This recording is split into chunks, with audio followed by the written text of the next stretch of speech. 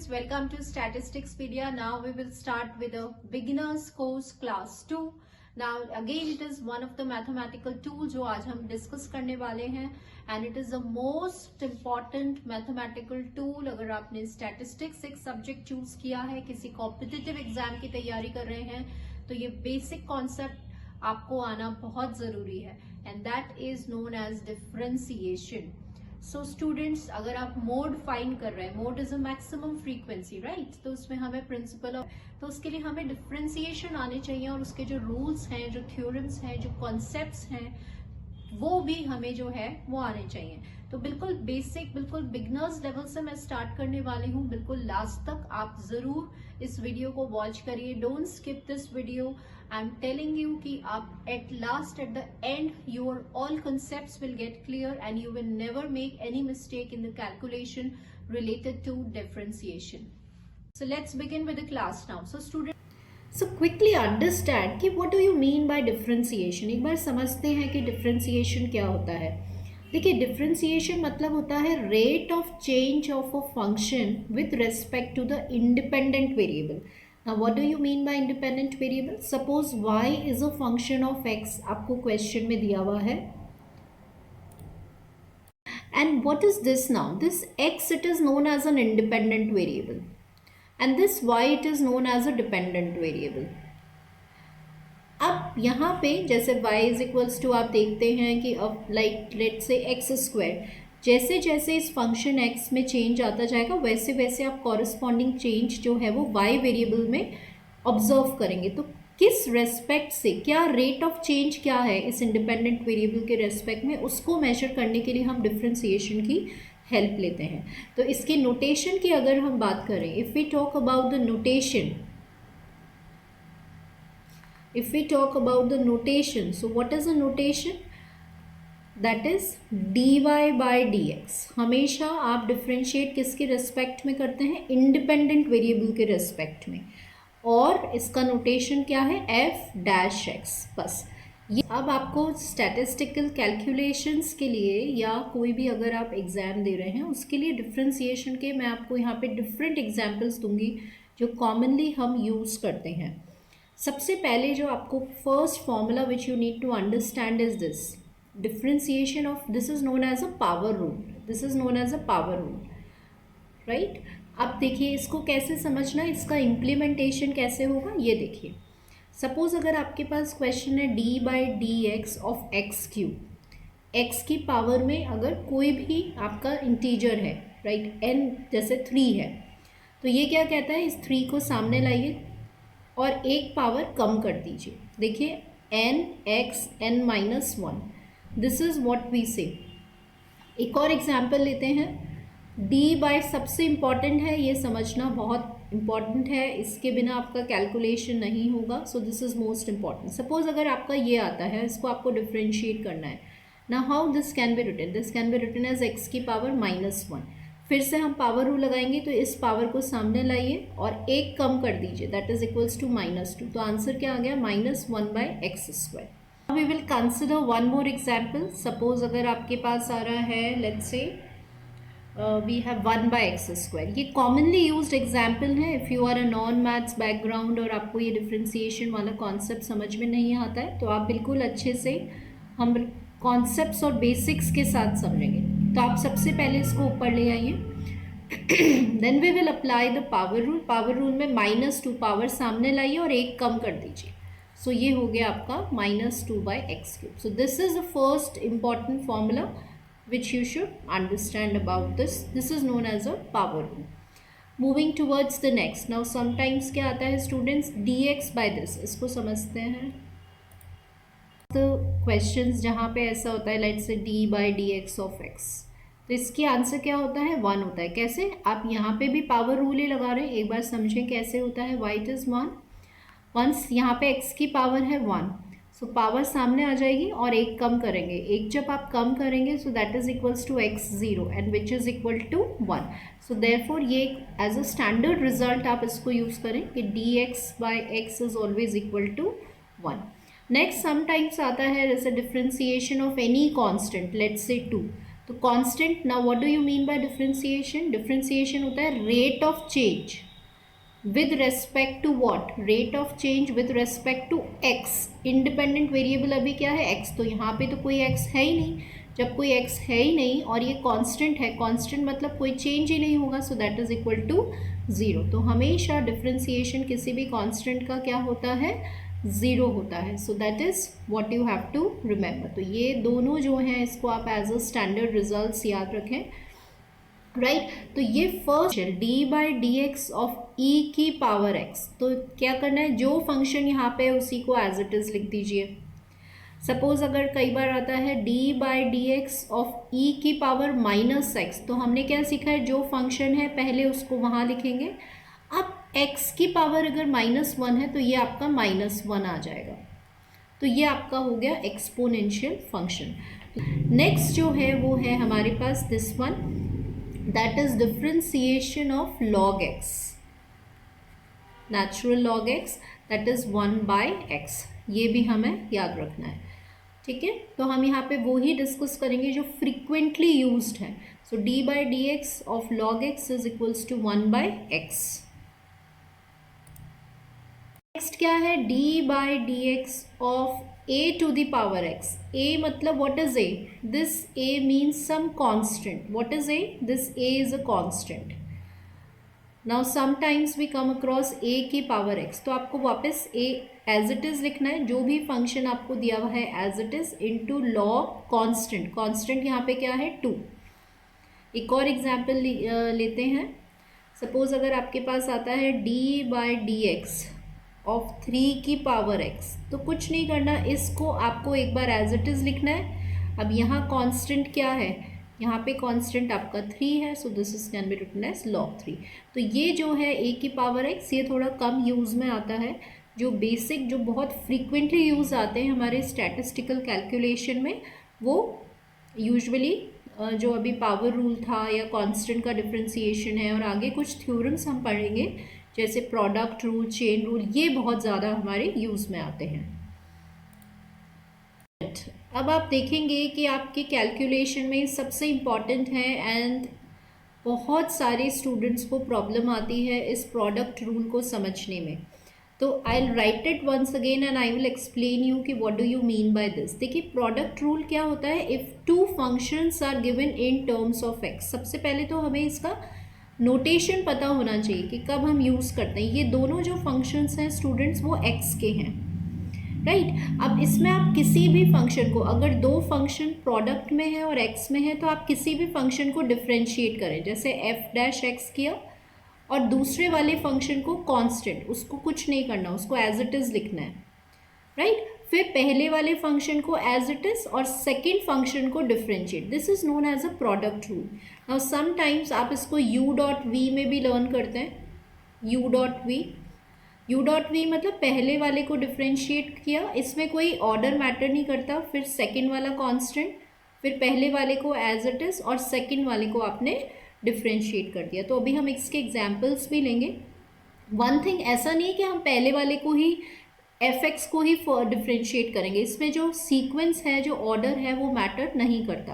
आप जी dash x भी कर सकते हैं, right. What I want to say is कि here order does not matter. इसमें आप यहाँ पे सबसे पहले आप जी डैश को भी डिफ्रेंशिएट कर सकते हैं, एफ एक्स को एज इट इज़ रखिए और फिर जी एक्स को साइलेंट रखिए और एफ को डिफ्रेंशिएट करें। This can also be written as this. So this is a product rule. Now let's consider few of the examples. Students, suppose आपको ये 2 questions हैं, we need to differentiate these 2 functions. तो आपने सबसे पहले क्या चेक किया कि यहाँ पर दोनों फंक्शंस x के होने चाहिए, जिसके रेस्पेक्ट में हम डिफ्रेंशिएट करते हैं उसके फंक्शंस होने चाहिए। तो दोनों, एक e to the power x एक फंक्शन है, logarithm एक फंक्शन है log of x.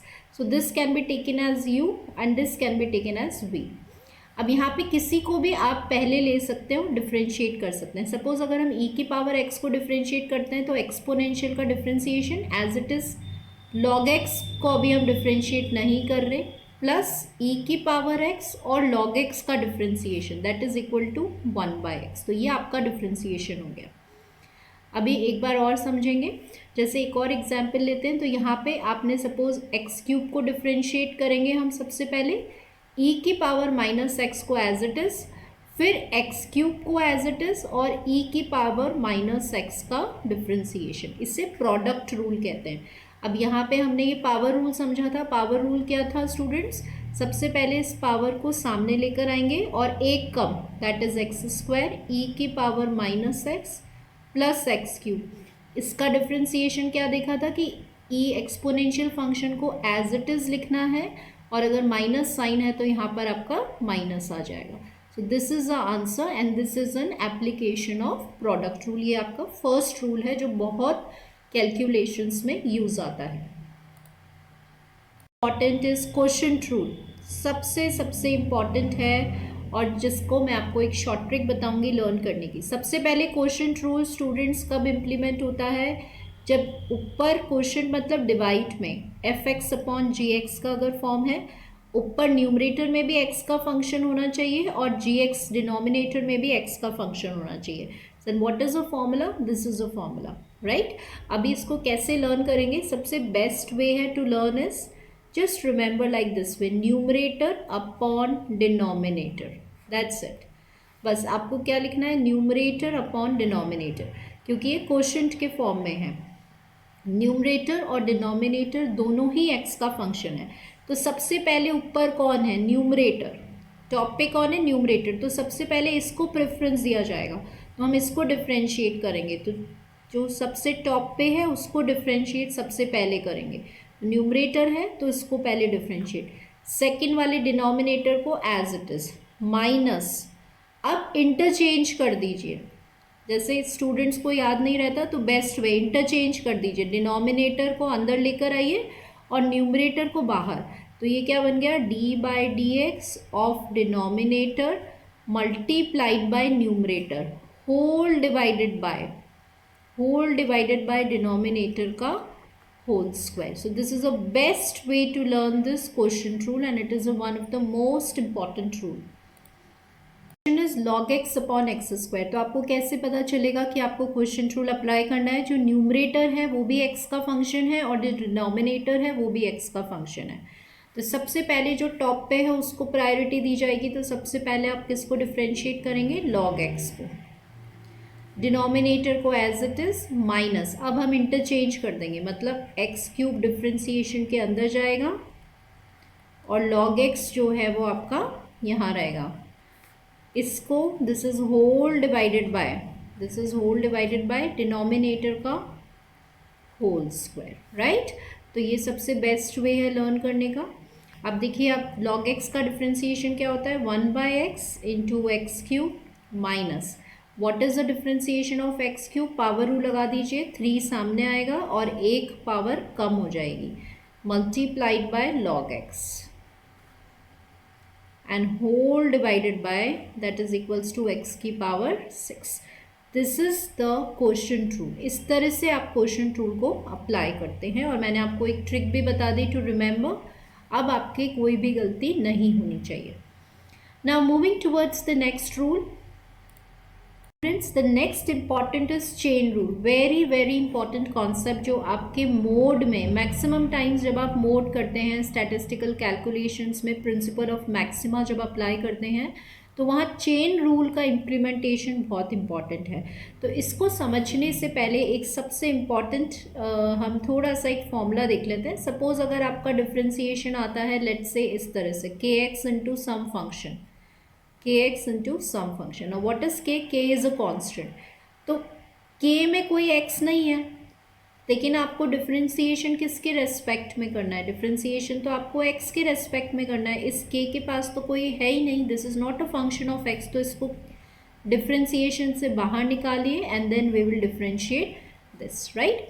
बट कई बार ऐसा होता है कि हमें फॉर्मूले से ज़्यादा अच्छा समझ में नहीं आता है। तो let's consider an example. Suppose अगर आपके पास एक एग्जाम्पल है लेट्स से 3x, तो यहाँ 3 है, 3 के पास 3 इज़ अ कांस्टेंट, तो इस कांस्टेंट का कोई रोल नहीं है। तो इसको आप बाहर निकाल लें और आप डिफ्रेंशिएट किसके रेस्पेक्ट में कर रहे हैं? x के रेस्पेक्ट में। तो x का फंक्शन डिफ्रेंसिएशन के अंदर रहना चाहिए और इसका डिफ्रेंसिएशन क्या होता है? 1, that is equal to this. So these are the type of this. ये कॉन्सेप्ट आपका बहुत ज़्यादा फ्रीक्वेंटली यूज़ होगा. अभी एक और एग्जाम्पल लेते हैं.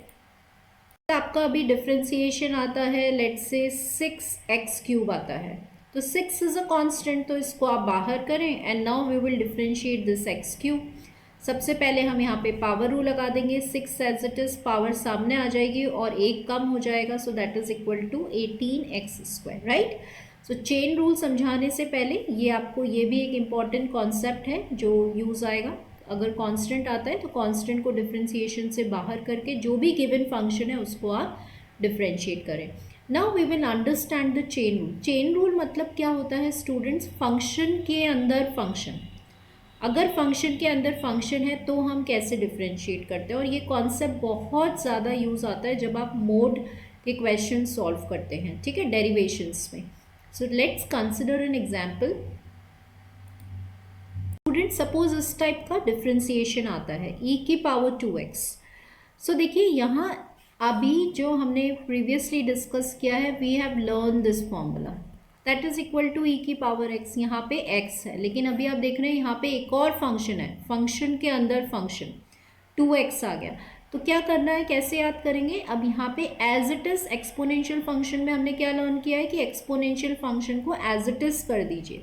उसके बाद जो भी फंक्शन है, जैसे 2x है तो उसका डिफरेंशिएशन होगा. This is a chain rule.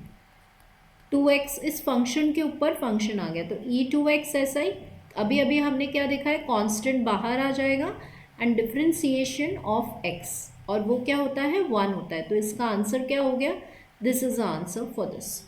Right.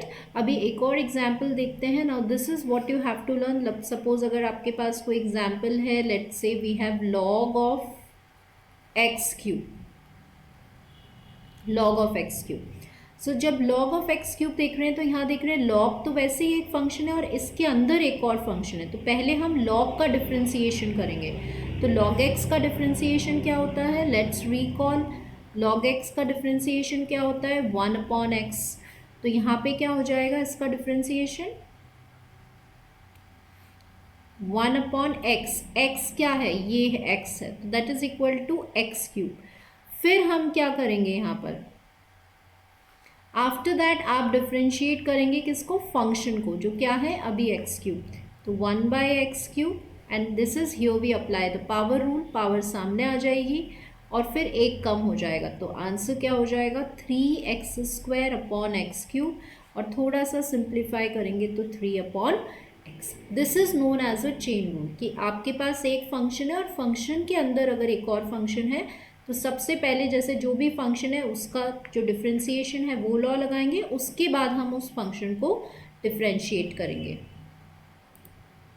Of the frequently use जो कैलकुलेशंस में यूज़ में आता है, स्पेसिफिकली यहाँ मेरा फोकस जो है वो स्टैटिस्टिकल कैलकुलेशन से रिलेटेड है.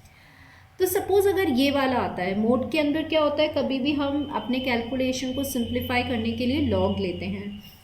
तो अब this is also here also we will apply the chain rule, because ये एक फंक्शन है जो कुछ भी हो सकता है. तो पहले हम क्या करेंगे लॉग का, तो वो क्या होता है 1/fx.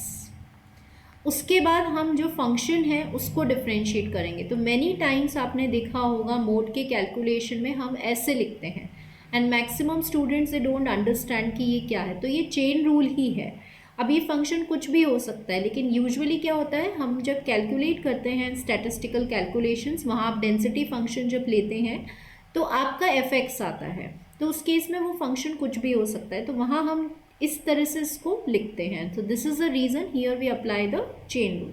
तो ये एक कॉमन सा कॉन्सेप्ट था डिफरेंशिएशन का. Commonly use concepts of differentiation. अब एक और कंसिडर करते हैं. सपोज जो कॉमनली यूज्ड है, समटाइम्स आप देखेंगे कि आपके कैलकुलेशन में इस तरह से भी आ जाता है. लेट्स से दिस राइट. तो अब इसको कैसे सॉल्व करेंगे? तो आप देख रहे हैं कि यहाँ पर एक फंक्शन x का है और एक और फंक्शन x का है. तो प्रोडक्ट रूल लगा देंगे u.v. सबसे पहले सपोज हमने यहाँ पे एक्सपोनेंशियल फंक्शन को अगर डिफरेंशिएट कर रहे हैं तो log x जो है उसको एज इट इज़ रखिए, फिर e-2x को as it is and then we will differentiate log x.